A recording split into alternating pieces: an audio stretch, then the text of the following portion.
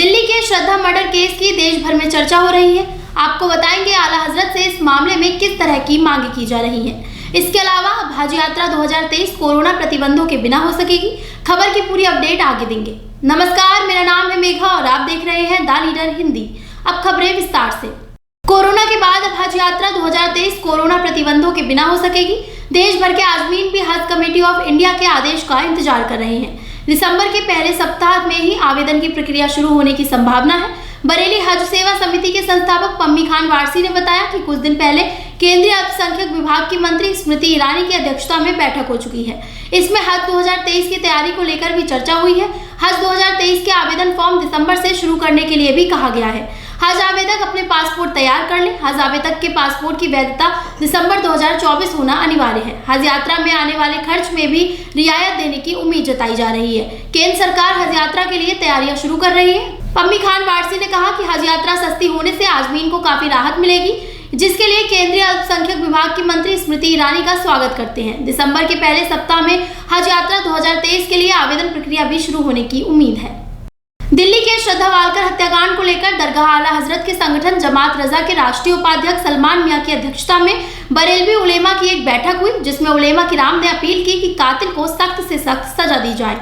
उपाध्यक्ष सलमान मियां ने कहा कि जिस तरह से अपराधी ने योजनाबद्ध तरीके से कत्ल को अंजाम दिया है और उसके शव के साथ घिनौना काम किया है, इससे हर इंसान के दिल में उसके लिए नफरत पैदा हो गई है। हम भारत सरकार से अपील करते हैं कि अपराधी को फास्ट ट्रैक कोर्ट में लाया जाए और फांसी की सजा दी जाए। जमात रजा के प्रवक्ता समरान खान ने कहा, बैठक में मौजूद सभी उलमा और कोर कमेटी ने इस घटना की कड़ी निंदा की। इस बैठक में मौलाना अनीस, मौलाना अमीरुल कादरी, मौलाना मोइन बरकाती, मौलाना शम्स, मौलाना अतीक, मौलाना अजीमुद्दीन, हाफिज इकराम रजा, मौलाना जाहिद आदि के अलावा कोर कमेटी के सदस्य डॉक्टर मेहंदी, शमीम अहमद, समरन खान, मोइन खान आदि मौजूद रहे।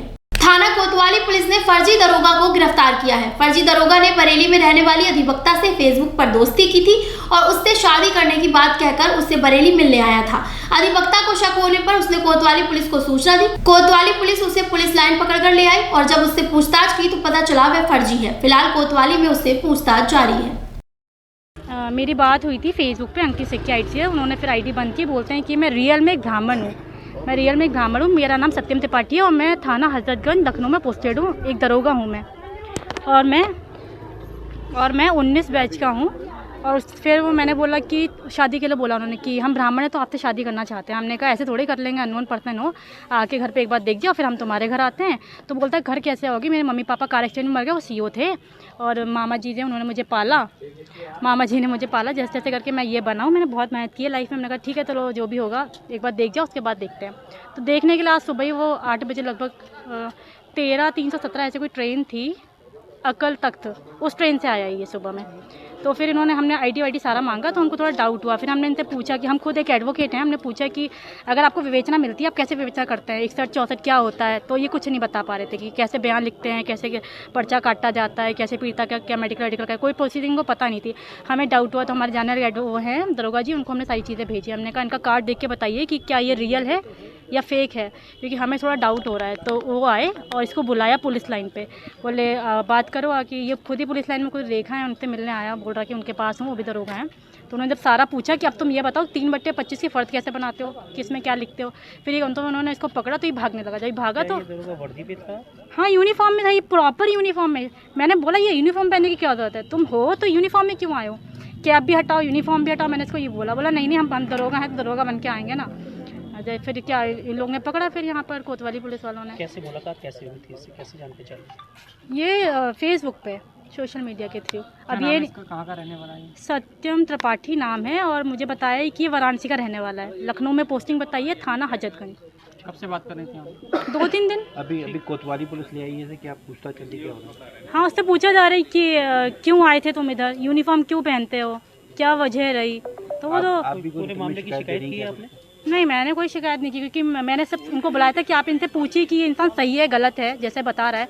तो उनको डाउट हुआ, उसको पकड़ने लगे, वो भागने लगा, वहीं पकड़ लिया था, वहीं से यहाँ उठा लाए हैं। यूपी के बरेली जनपद से बड़ी खबर सामने आई है। यहाँ डिब्रूगढ़ से दिल्ली जा रही राजधानी एक्सप्रेस ट्रेन में टीटी ने एक फौजी को चलती ट्रेन से धक्का दे दिया।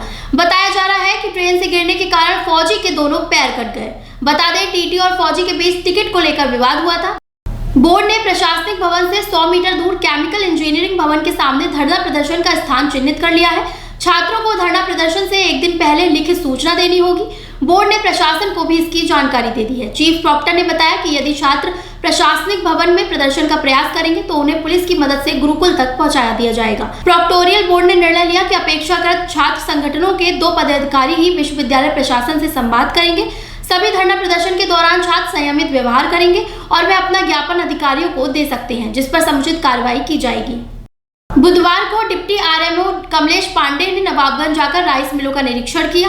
वह एसके राइस मिल सैंथल और RR industry Sainthal rice mill पर निरीक्षण करने पहुंचे। उन्होंने राइस मिलों के अंदर व्यवस्थाओं और धान की कुटाई का काम देखा। साथ ही मिलों के संचालकों को निर्देश देते हुए कहा कि जल्द से जल्द सीएमआर संप्रदान एफसीआई के गोदामों पर किया जाए। वेडिंग जोन में अतिक्रमण किए लोगों को हटाने गई नगर निगम टीम को अतिक्रमणकारियों के विरोध का सामना करना पड़ा। पार्षद ने भी अतिक्रमणकारियों का साथ दिया। लोगों ने मुर्दाबाद के नारे लगाए। पार्षद के नेतृत्व में अतिक्रमणकारी डेलापीर सड़क पर लेट गए। इससे वहां हंगामा शुरू हो गया। नारेबाजी के बीच और लोगों के लेटने से ट्रैफिक भी अवरुद्ध हो गया। सूचना पर पहुंची पुलिस ने सड़क जाम कर रहे लोगों को समझाकर रास्ता खुलवाया। डेलापीर चौराहे से IVRI की तरफ जाने पर चहारदीवारी के पास वेडिंग जोन घोषित है। आज के बरेली बुलेटिन में बस इतना ही। बरेली से जुड़ी तमाम बड़ी खबरों के लिए जुड़े रहिए द लीडर हिंदी के साथ।